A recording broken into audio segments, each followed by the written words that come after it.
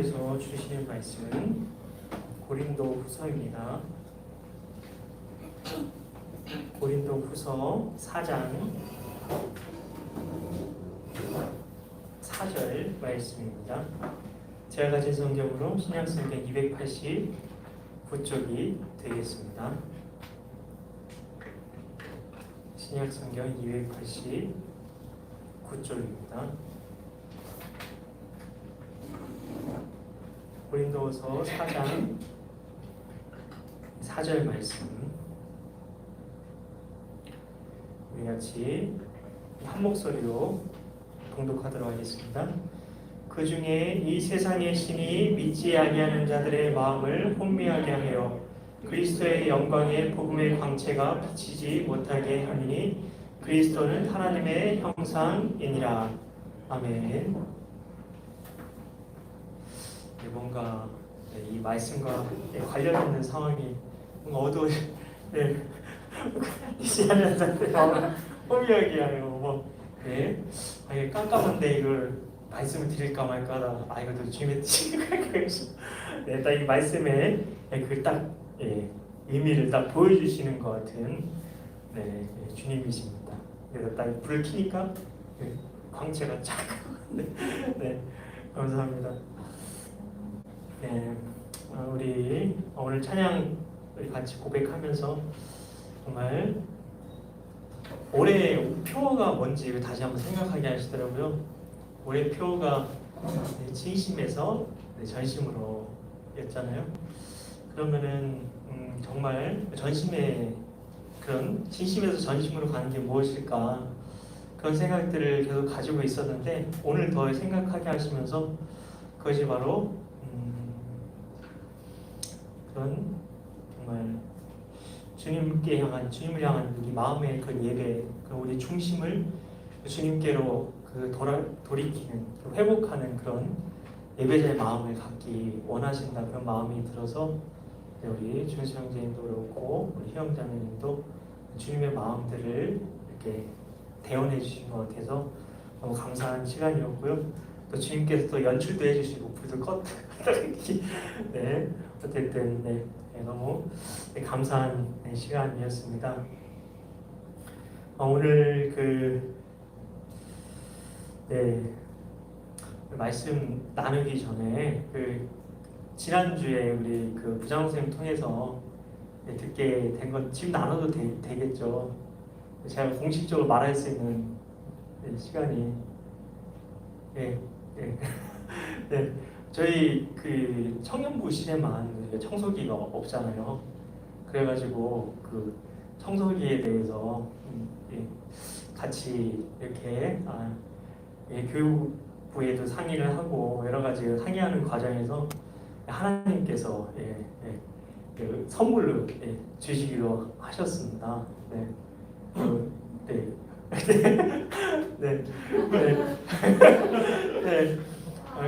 이렇게 그래도 이게 얘기하는 게 좋을 것 같아가지고 우리 기돈이 맞죠? 기돈이가 알바를 했대요. 근데 알바 했는데 많지는 않은데 그거 가지고 이렇게 하나님께 청소기 이렇게 선물로 드리고 싶다고 그랬다고. 그래서 하나님께서 이렇게 선한 마음을 또 사용하셔서 이렇게 우리 청년부에 예쁜 청소기가 오게 될 겁니다. 그래서 어쨌든 너무 진심으로 주님 감사합니다. 말씀 나누겠습니다. 지난번에 십자가에 못 박힌 것이 죄가 아니라 죄의 몸이었다, 그거에 대해서 이렇게 우리가 나누었는데요.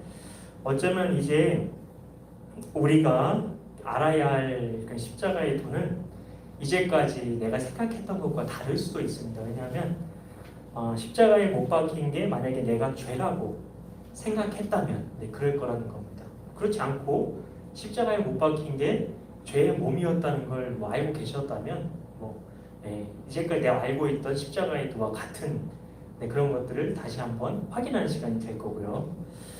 그래서 하나님께서 그래서 진짜 십자가의 도에 대해서 깨닫게 하실 것에 대해서 기대하는 마음을 가지시고 기도하는 마음으로 함께 이 시간을 해주셨으면 좋겠습니다.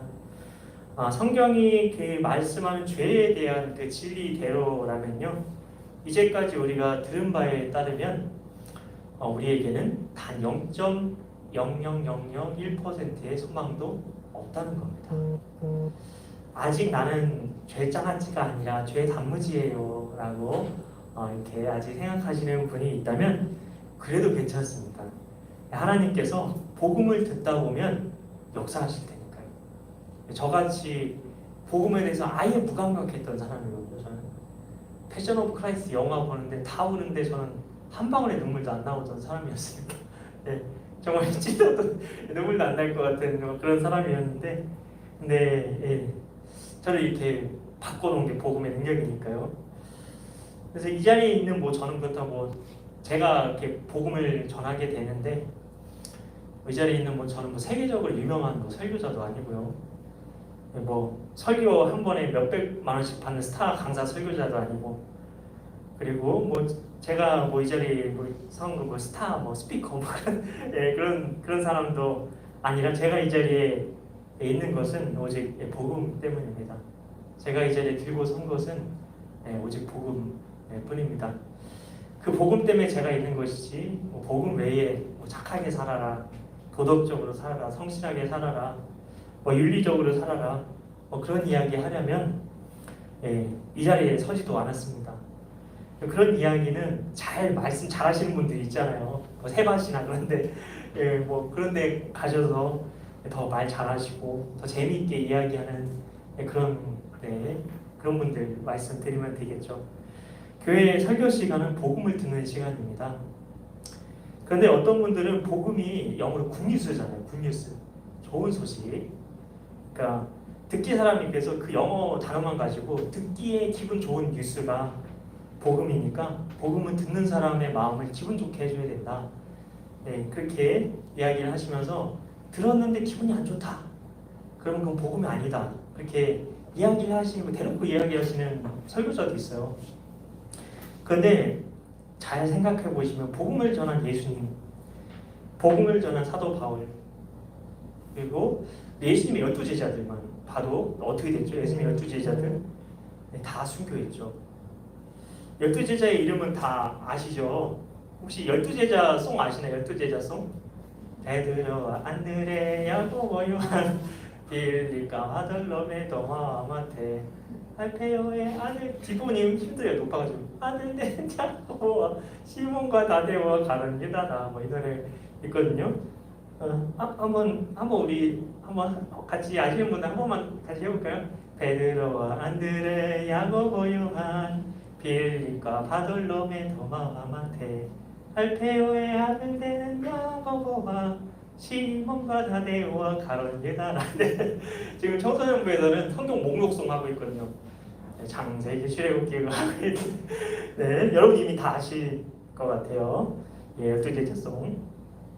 이 목록송 순서대로 한번 어떻게 됐는지, 열두 사도가 어떻게 됐는지 보기 위해서 잠깐 이렇게 리마인드를 해봤는데요. 자, 베드로 어떻게 됐죠? 거꾸로 십자가에 매달려 죽었죠. 베드로와 안드레 어떻게 됐죠? X자 십자가에 못 박혀 죽었고요. 그리고 그 다음에 야고보죠. 야고보는 목베임을 당해 죽었고요. 요한은 나중에 말씀드릴게요. 빌립은 채찍질을 당하고 기둥에 매달려서 죽었고요. 그리고 바돌로메는 산채로 살 가죽이 벗겨져 죽었고요. 도마는 창으로 관통이 되어 죽었고, 왜냐하면 옆구리에 못자국 만들었으니까 그런 거 전했을 거예요. 간증처럼. 그러니까 여기 찔러 죽인 거고요. 관통해서. 마태는 미늘창이라는 아주 잔인한 창에 찔려서 죽임을 당했고요. 알페오의 아들 야고보는 참수형을 당했고요. 그리고 다데오는 십자가형으로 그냥 죽었고요. 시몬은 거꾸로 매달린 채 톱으로 몸이 잘려 죽임을 당했다고 합니다. 좀 잔인하죠. 마띠아라는 사람이 있는데, 마띠아 가룟 유다 그 대신에 넣어야 되기 때문에 가룟 유다 대신에 이렇게 사도가 된 사람이잖아요. 사도행전을 보면. 근데 그는 돌에 맞아 죽었고요. 요한은 얘기를 안 드렸었는데 요한은 안 죽었습니다. 왜 안 죽었느냐? 죽이려고 했어요. 요한도 독이 든 음료를 마시게도 해봤고요. 그리고 팔팔 끓는 기름솥에다가 그냥 팔팔 끓는 물이 가득 담긴 소리 아니라 기름솥에 집어넣는데 살아난 거예요, 요한이.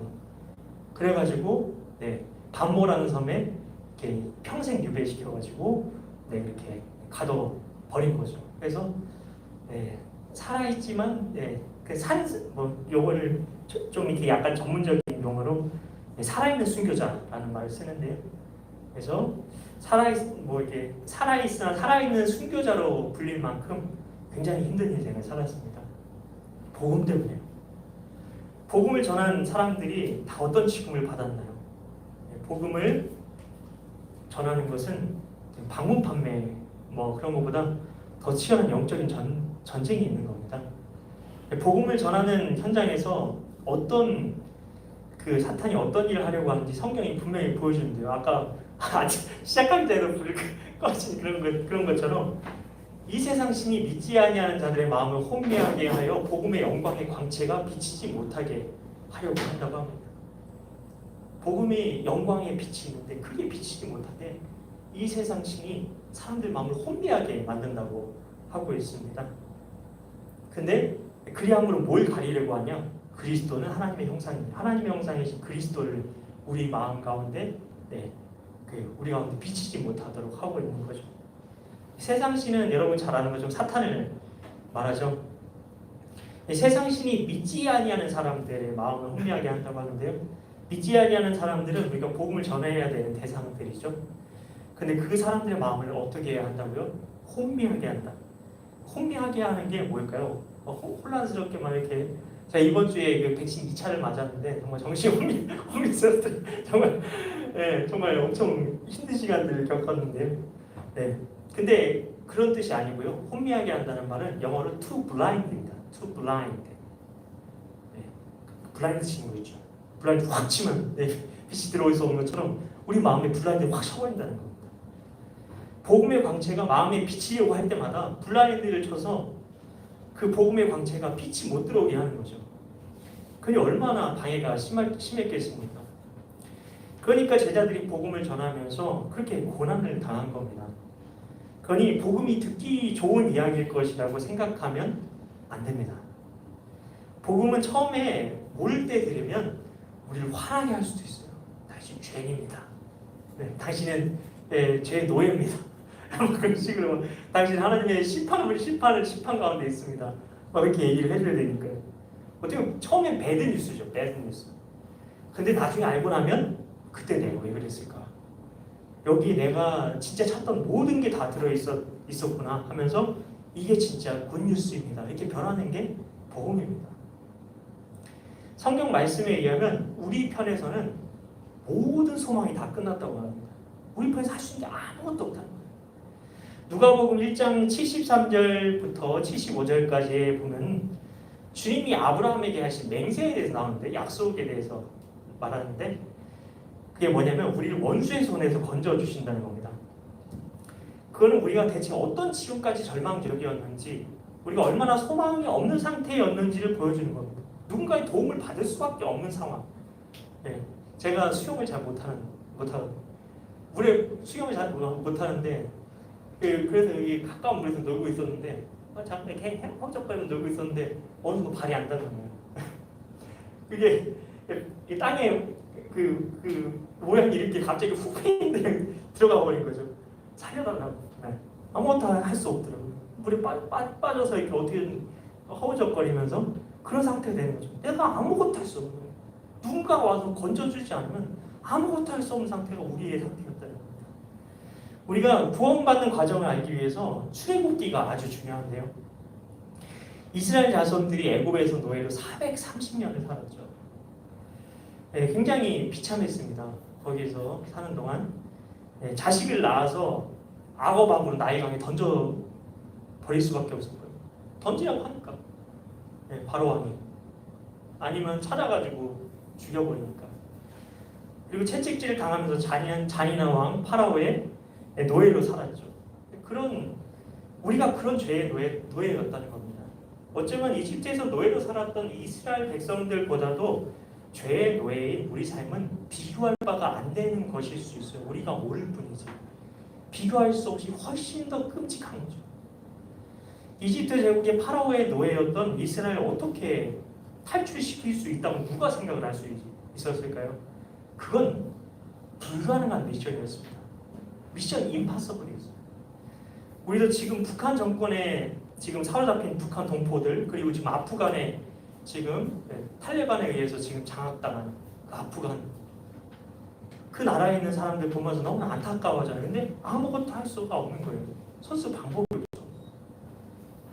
네, 그런 것처럼 거기서 노예 생활하면서 파리하게 죽어가는 사람들을 구출해낼 수가 없는 상황이었던 거예요. 아무도 할 수가 없었던 거죠. 이 파라오의 손아귀에서 이스라엘 백성들을 구출해내는 것이 그렇게 크고 대단한 일이었다면, 이 세상 신이 사탄의 그 손아귀에서 우리를 구원해내는 일은 비교할 수 없는 어마어마한 일입니다. 완벽하게 불가능한 미션인 거죠. 진짜 미션 임파서블인 거죠. 누가 그 일을 해줄 수 있을까요? 이 팔다리의 족쇄를 찬 육신의 노예를 끄집어내는 것도, 애굽에서 끄집어내는 것도 그렇게 어려운 일이었는데, 온 생명이 사탄의 사슬에 붙들려서 사탄의 노예가 되어버린, 죄가 곧 나고 죄인, 죄와 완전히 하나가 되어버린 그 존재적인 포로를 죽이지 않고 살려내어 온전히 거기서 건져낸다는 것은 불가능한 이야기입니다. 인간이 할 수 있는 일은 더더욱 아니었고요. 그게 우리의 존재적인 죄인이라고 하는 우리의 그게 실상이었다는 겁니다. 여러분, 경이로운 소문이라는 드라마 있었죠. 뭐 시즌 2도 나온다는데, 네, 그런 드라마는 악령과 우리가 싸울 수 있다고 말을 하죠. 하지만 인간이 어떻게 눈에 보이지 않는 악령과 싸울 수 있습니까? 영적으로는 아무것도 할 수 없는 게 인간입니다. 근데 우리가 그 영적으로 사탄의 노예가 되어 있었다는 겁니다. 아무것도 할 수 없는 거죠. 하나님의 사람 다윗, 우리가 진짜 다윗만큼만 살면 진짜 성공하는 거죠. 다윗이 왕이 되어서 하나님 마음에 딱 이렇게 합한 사람이 되었다잖아요. 왕이 되어서도 그렇게 된 건 진짜 다윗 한 사람밖에 없었습니다. 이스라엘에 정말 많은 왕들이 있었죠. 처음엔 잘 나가다가 나중엔 다 넘어졌어요. 근데 다윗은 끝까지 하나님 마음에 합한 사람이 되었다는 겁니다. 그게 진짜 성공인 거죠. 하나님 마음에 합한 사람, 여러분 다 될 것 같아요. 네, 다 제 눈에 그렇게 여러분들의 그런 마음의 그 중심이 보이는 것 같습니다. 네. 그리고 여러분 얘기 들어보면 다 지금 예배에 지금 모든 우선순위를 두고 나오고 계시잖아요. 정말 너무나 힘든데도. 그래서 들려오는 소식들 보면 여러분 다 잘 되는 이야기만 들리고 있습니다. 청년들 다 합격하고 취직하고 뭐 그런 얘기들이 막 들려옵니다. 또 이번에도 좋은 소식 들렸는데 이따가 광고 때 한번 확인을 해보도록 할 텐데요. 여러분 다 진짜 여러분 잘 될 겁니다. 진짜로. 왜냐하면 방향만 제대로 잡고 가면 되거든요. 하나님께만 여러분 올인하십시오. 그러면 하나님께서 여러분 인생을 붙드시고 책임지십니다. 다윗은 어려서부터 하나님을 사랑하고 하나님과 동행했었죠. 다윗 이야기를 잠깐 드리고 싶은데요. 그는 시인이었고 음악가였고 장군이었고 왕이었으며 그토록 하나님을 사랑했던 정의로운 사람이었습니다. 그런 다윗의 마음 안에 교활함과 음란함과 간사함과 잔인함과 악독함이 있었을 줄 누가 생각이나 할 수 있었겠습니까? 다윗도 어쩌면 그 바세바와의 그 간음을 내가 잠깐 정신이 나가가지고 벌어진 해프닝이었습니다. HAPPENING 이렇게 생각을 하고 있을 수도 있었을 텐데 우연히 벌어진 일이었다 이렇게 생각했을 겁니다.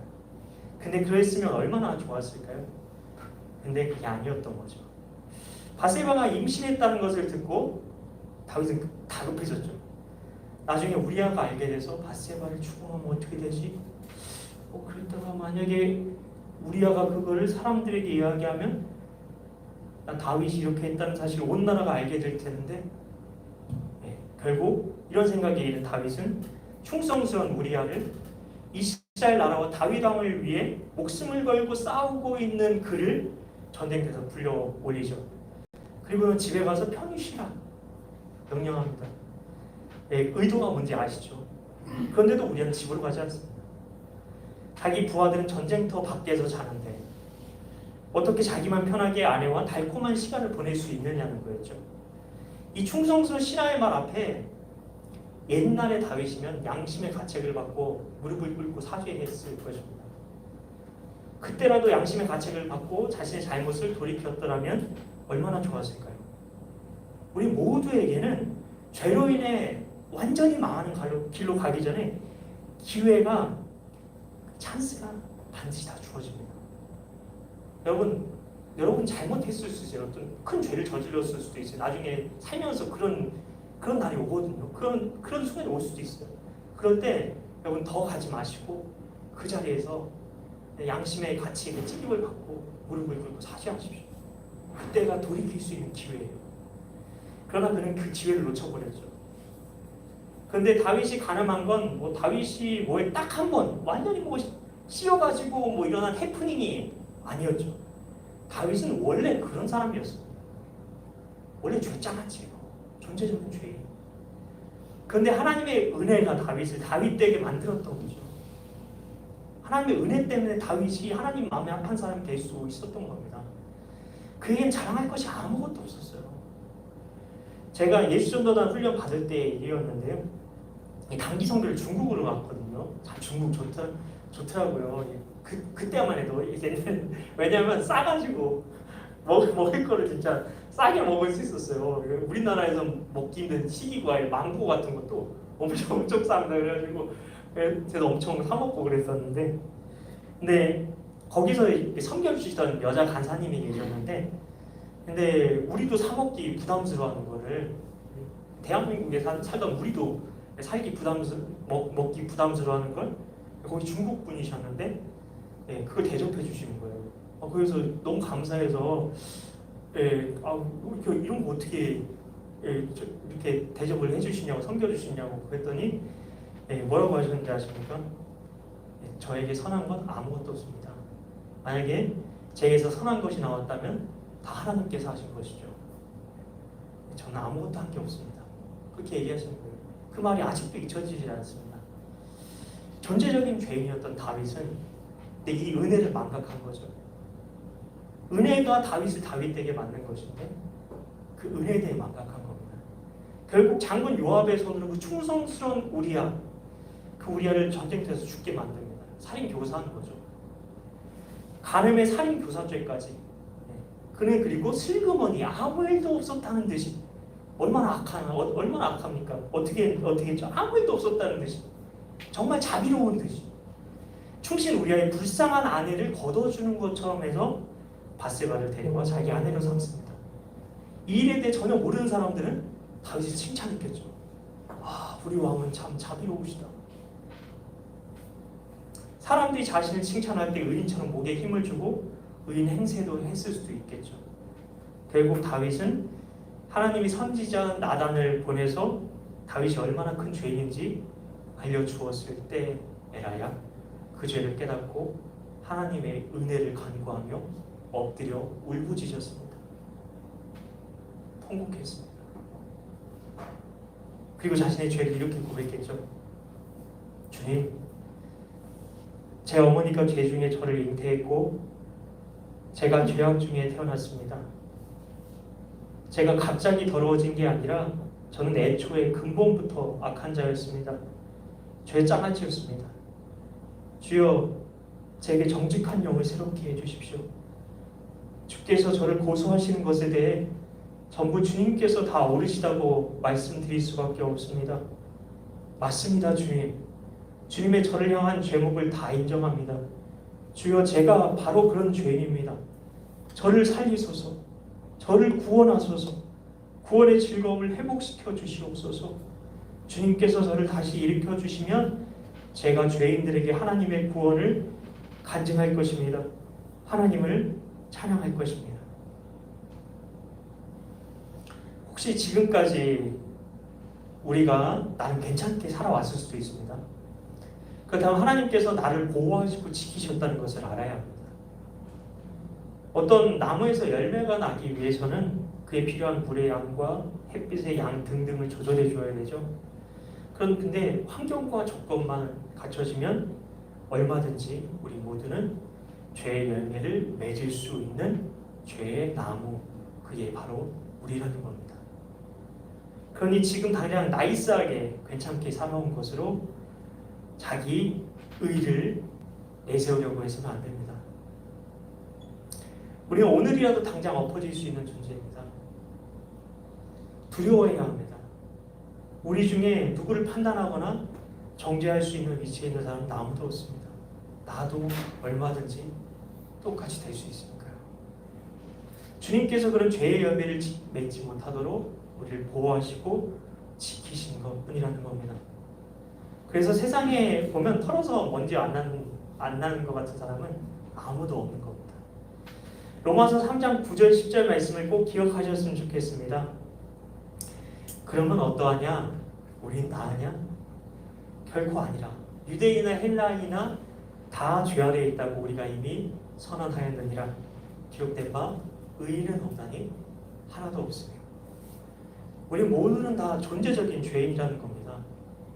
죄의 나무라는 겁니다. 죄의 열매를 맺을 수밖에 없는 게 바로 우리라는 겁니다. 로마서는 1장 18절부터 32절까지 말씀을 보면 열매들이 가득 나오고 있습니다.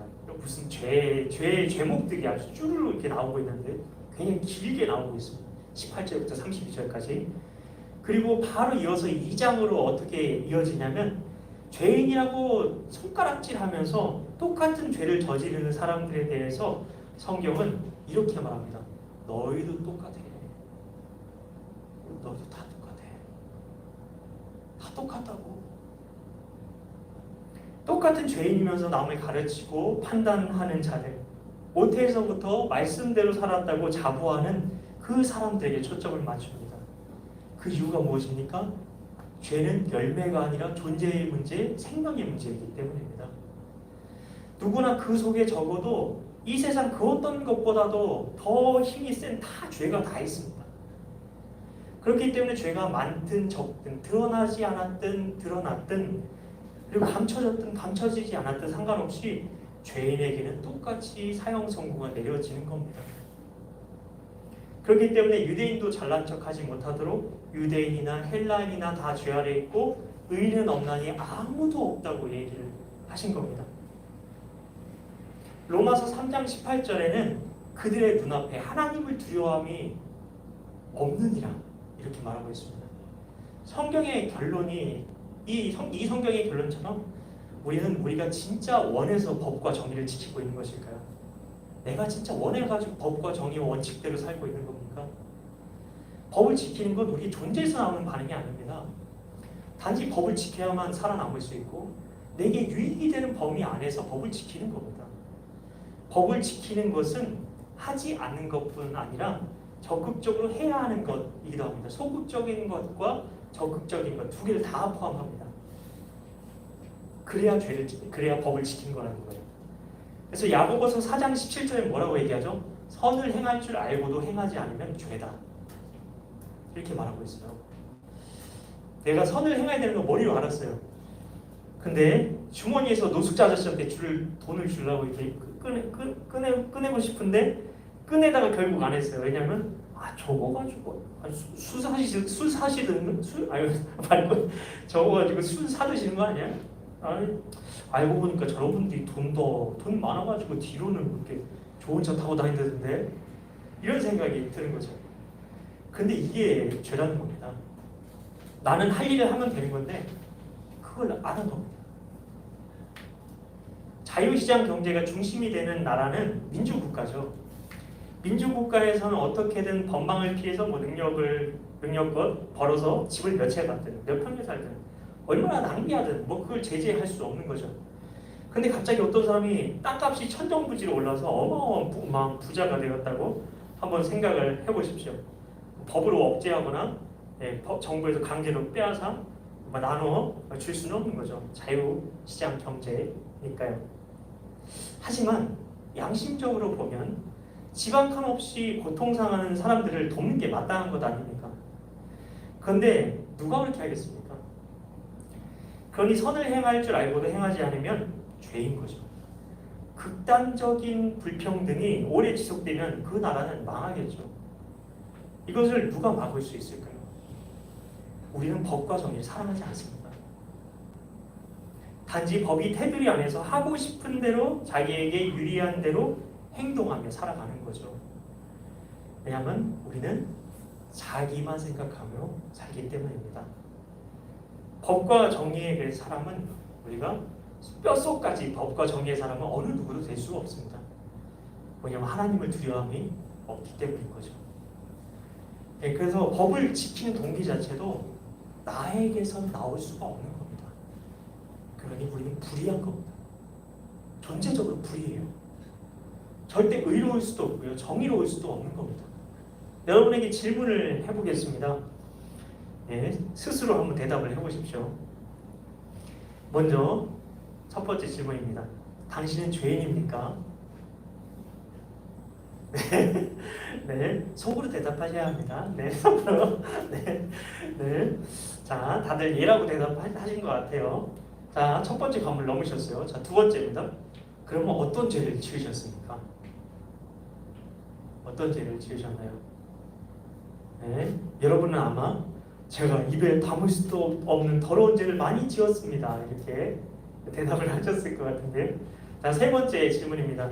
그 중에 가장 악하다고 생각하는 그 죄를 어떻게 짓게 되었는지 앞에 나와서 이야기해 주실 수 있으시겠습니까? 네, 어렵죠. 왜 어렵습니까? 사람들이 두려워서입니다. 우리는 하나님을 두려워한다는 말도 잘 이해되지 않고 받아들여지지 않기도 합니다. 왜 하나님을 두려워해야 되나? 왜 사람이 하나님을 두려워해야 되지? 근데 성경은 하나님을 두려워하지 않는 것이 우리가 사람을 두려워하는 것이라고 말합니다. 성경이 이것을 정확하게 말해주고 있습니다. 만약에 우리가 정말 하나님을 두려워했더라면 우리는 어떤 대가를 치르는 한 일이 있더라도 죄를 짓지 못했을 겁니다. 하나님이 싫어하는 유일한 한 가지가 죄니까요. 하나님을 두려움이 없기 때문에 사람의 눈만 피하면 되는 거고, 하나님을 두려워하는 하는 마음이 없기 때문에 법망에만 걸리지 않으면 된다는 마음으로 죄를 짓는 겁니다. 지금 우리가 남과 북을 가르고 있는 휴전선을 넘어가지 못하는 건 왜 그렇죠? 넘어가면 죽을까 봐요. 좀 있어. 네, 죽을 줄 알기 때문입니다. 사람들은 자기 계산으로 어떻게든 결론이 나면 결론 이상의 일을 하려고 하지 않습니다. 내가 생각하기에 건강에 좋지 않다고 딱 결론이 나버리죠. 그럼 절대 그 음식은 안 먹습니다. 평생 입에 대지도 않습니다. 다이어트에 목숨을 거는 사람은 살 빼는데 도움이 된다 싶으면은 절대 평생 저녁을 안 먹을 수도 있습니다. 그걸 제가 조금 체험을 하고 있습니다. 살이 좀 빠지게 네, 엄청난 능력이더라고요. 예전에 생각도 못했는데 저녁을 안 먹을 수 있게 되더라고요. 사람은 자기가 가치 있다고 인정하고 받아들인 만큼 그만큼만 반응하게 되어 있습니다. 그러니 그들의 눈앞에 하나님을 두려움이 없는 이라는 이 성경의 선언은 아주 정확한 거죠. 우리가 하는 행동이 결론이거든요. 행동이 내가 무엇을 최종적으로 선택했는지, 그 행동이라는 결론을 보면 우리가 하나님의 말씀에 귀를 기울이는지 그렇지 않은지를 분명히 알 수 있는 겁니다. 그래서 오늘 말씀을 통해서 말씀 정리하면서 우리가 알아야 될 것 단 한 가지입니다. 뭐냐면 나에겐 가능성이 제로다.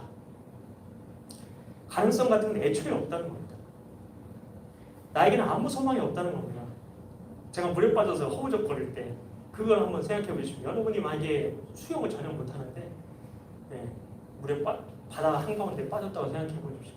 절박감, 절망감, 그게 바로 우리 상태라는 거예요. 나에게는 아무 소망이 없어요. 나는 존재적인 죄인으로 하나님을 기쁘시게 하며 살 수 있는 가능성 자체가 아예 없다는 거예요.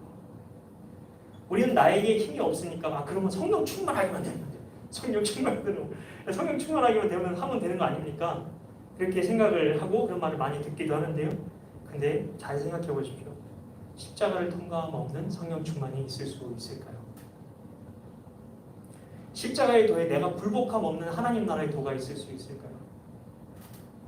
십자가의 도를 정확하게 알고 그리고 그 도에 굴복하고 그래야만 우리가 진정으로 하나님의 구원의 은혜를 경험할 수 있는 겁니다. 그렇다면 그 성경에 보면 예수님이 망대의 비유를 드시거든요. 그러면서 너희가 망대를 하나 세우는데도 그 망대를 하나 세우려면 얼마나 자재가 필요한지 얼마나 돈이 든지 다 계산해보지 않겠냐. 근데 너희가 왜 구원을 위해서는 너희가 아무것도 계산해보지 않냐. 아무것도 안 따져. 그렇게 물어보고 계십니다. 정말 여러분 복음을 통해 구원을 받는다고 성경에서 이야기하고 있는데 성경이 복음에 대해서 이야기를 하고 있는데 여러분 그 복음에 대해서 정말 정확하게 여러분이 보험 하나 드는데도 얼마나 보험증서 다 읽고 꼼꼼하게 그냥 체크 누르죠. 저도 체크 누르는데 근데 그렇게 해야 되는 거잖아요. 원래 그냥 하나하나 다 읽어보고 따져보고 그러고 나서 우리가 동의해야 되는데 정말 여러분 복음에 대해서 여러분이 얼마나 철저하게 그 복음이 어떤 것인지 면밀하게 관찰하시고 여러분이 알아보시고 그리고 나서 그 복음에 굴복하셨냐는 겁니다. 여러분이 알고 있는 복음은 어떤 거죠? 어느 정도 여러분이 알고 있는 그 복음의 내용은 성경에서 말하고 있는 전부입니까? 아니면 일부입니까? 아니면 성경에서 말하지 않는 내용입니까? 나는 십자가의 도 앞에 굴복한 적이 있었습니까? 나에게 아무 소망이 없고 정말 복음만이 나의 소망이라는 그 고백이 내 안에서 정말 샘솟듯이 솟아나온 그런 경험이 있으십니까? 이 시간에 우리 함께 주의 손에 나의 손을 포개고 함께 찬양하시면서 오직 내가 죽고 예수로 살기 원합니다. 이 고백 우리 드리시면서 주님께 우리 마음의 소원을 올려드리며 우리 나아가도록 하겠습니다. 주의 손에 나의 손을 포개고 우리 같이 우리 찬양하며 기도하며 나아가도록 하겠습니다.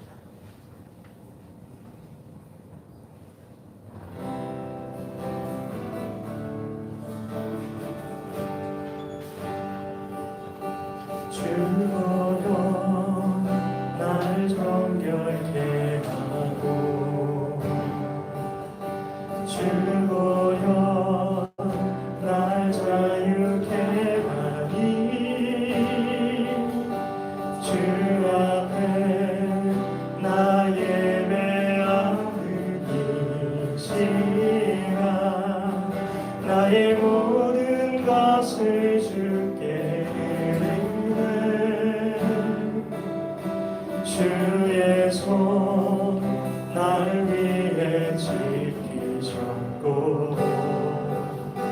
주의 발 날 위해 막히셨으니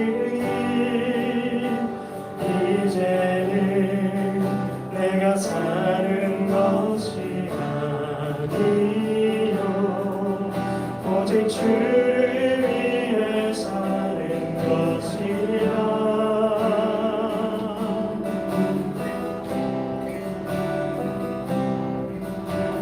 주의 손에 나의 손을 포개고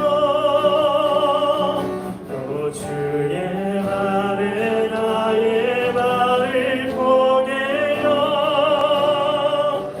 나 주와 함께 죽고 또 주와 함께 살리라 영원토록 주 위에 살리라.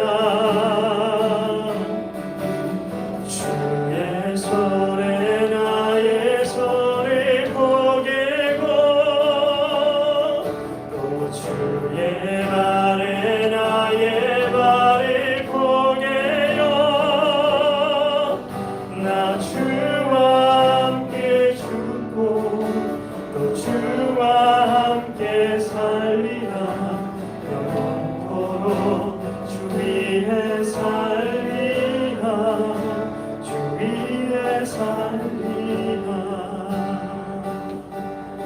한번 고백하겠습니다. 주여 날 정결케 하고 주여 날 자유케 하니 주 앞에 나 예배하는 이 시간 나의 모든 것을 주께 드리네 주의 손 나를 위해 지키셨고 주의 발 날 위해 박히셨으니 이제는 내가 사는 것이 아니요 오직 주를 위해 사는 것이야 주의 손에 나의 손을 포개고 또 주의 발에 나의 발을 포개요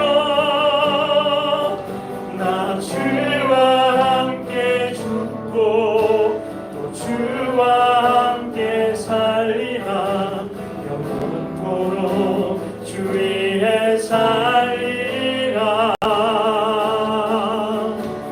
주의 손에 나의 손을 포개고 또 주의 발에 나의 발을 포개요 나 주와 함께 죽고 또 주와 함께 살리라 영원토록 주 위에 살리라 주 위에 살리라 이제 우리 같이 기도하며 나아가실 때에 우리 주님의 그 은혜를 묵상하며 나아갔으면 좋겠습니다. 내가 어떤 죄인이었는지 내가 죄인이라는 것이 어떤 것이었는지 이 시간 우리 하나님 앞에서 묵상하면서 나아갔으면 좋겠습니다. 우리가 지난 시간까지 죄의 열매, 그 열매가 맺혀지는 과정, 그리고 그 죄의 그 과정은 그 죄의 원인에 대해서 우리가 우리 자신을 철저하게 돌아보는 시간들을 가졌습니다. 그 시간들을 통해서 내가 존재적인 죄인이라는 내가 곧 죄고 죄가 곧 나였구나 라는 내 마음의 사형 선고를 받으셨는지요? 이 시간 우리 자신을 돌아보면서 하나님 제겐 아무 소망이 없습니다. 그렇기에 제게 주신 그 복음, 그 십자가의 도에 하나님 제가 굴복하기 원합니다. 그 십자가의 도, 그 복음에 제가 직면하길 원합니다. 그것이 그 복음 앞에 제 자신을 직면하는 것이 하나님 굿뉴스가 아니라 배드뉴스일지라도 그것이 너무나 고통스러울지라도 그것이 나에게 받아들여지지 않는 것이라 할지라도 하나님 이 시간 하나님께서 복음의 광채를 이미 말씀을 통해서 그리고 성령님의 그 말씀을 사용하셔서 제 마음에 비추시고 두드리시고 반응하도록 이끌고 계신 그 성령님의 내 마음을 두드리심 내 영혼을 흔드심 앞에 제가 반응하며 나아가기 원합니다.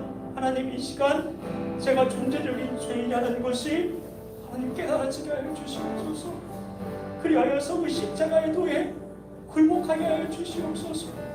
나에게 아무 소망이 없다는 것이 정말 깨달아지게 하여 주시옵소서라고 이 시간에 성령님께서 깨닫게 하시는 대로 인도하시는 대로 내 마음을 두드리시는 대로 내 영혼을 흔드시는 대로 이 시간 기도하며 나아가도록 하겠습니다. 우리 같이 기도합니다. 하나님 아버지 하나님 아버지 하나님 이 시간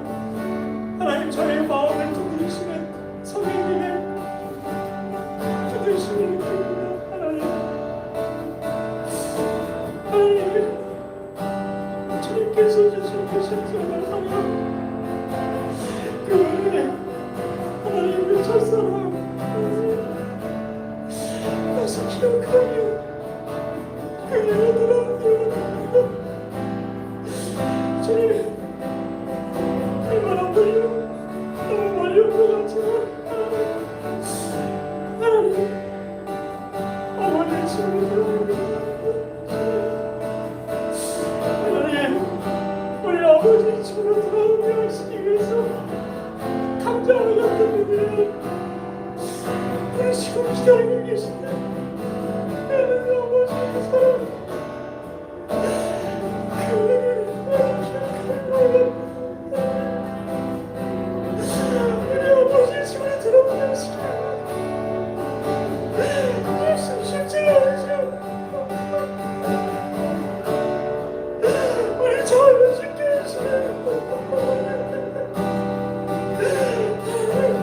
우리 구원하시는 예수님의 십자가에 달려주세요. 기호세요.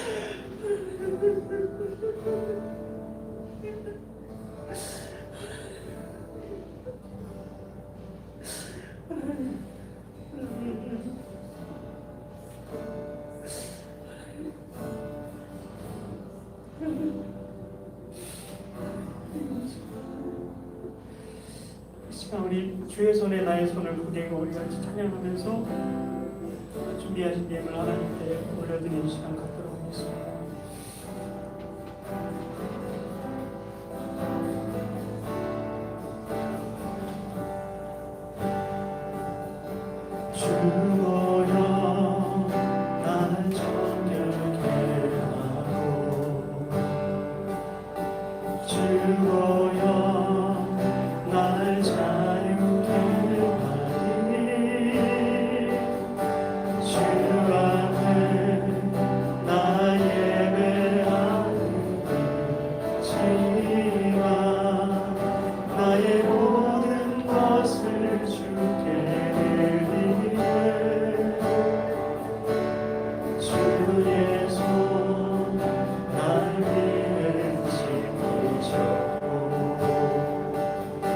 주의 발 나를 위해 맡기셨으니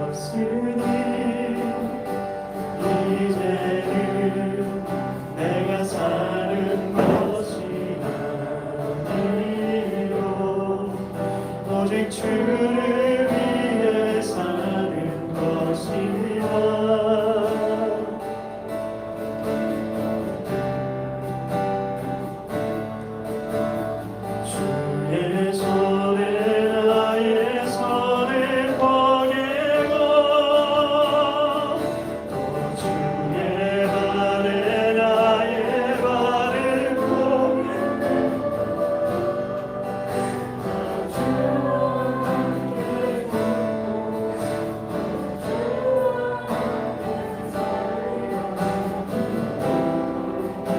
주의 살리라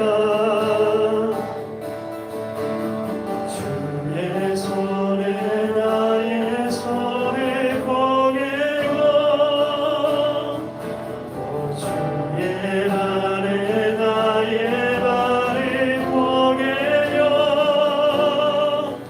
나 주와 함께 죽고 또 주와 함께 살리라 영원토록 주 위에 살리라 주 위에 살리라. 하나님 아버지 감사드립니다. 하나님 복음 안에 모든 은혜의 넓이와 깊이와 길이와 높이가 있다고 말씀하신 하나님의 그 말씀 우리가 붙들고 오늘도 우리가 복음 앞에 섰습니다.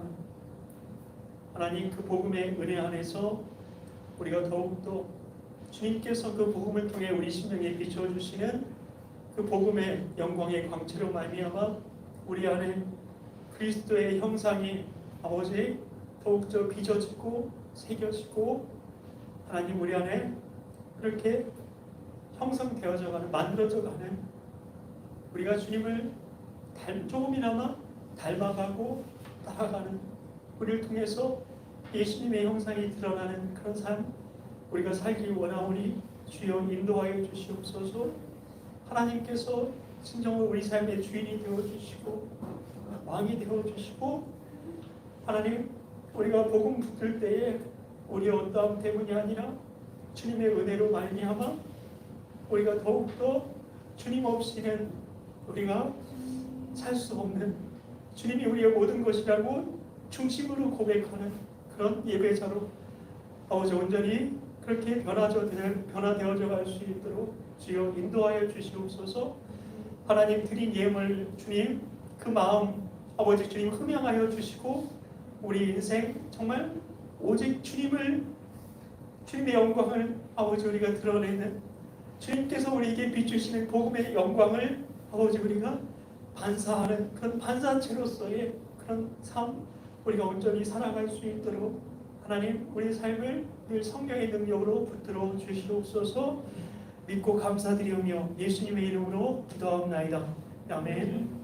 하늘에 계신 우리 아버지의 이름을 거룩하게 하시며 아버지의 나라가 오게 하시며 아버지의 뜻이 하늘에서와 같이 땅에서도 이루어지게 하소서. 오늘 우리에게 일용할 양식을 주시고 우리가 우리에게 잘못한 사람을 용서하여 준 것 같이 우리 죄를 용서하여 주시고 우리를 시험에 빠지지 않게 하시고 악에서 구하소서. 나라와 권능과 영광이 영원히 아버지의 것입니다. 아멘.